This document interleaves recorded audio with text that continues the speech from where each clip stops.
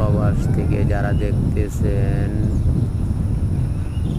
তাদের আসসালামু আলাইকুম রহমতুল্লাহি ওয়া বারাকাতুহু।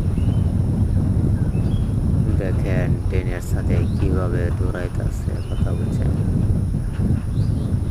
বাঁচবো না মরবো তার কোনো হিসাব নেই, কথাটা বুঝতেছেন।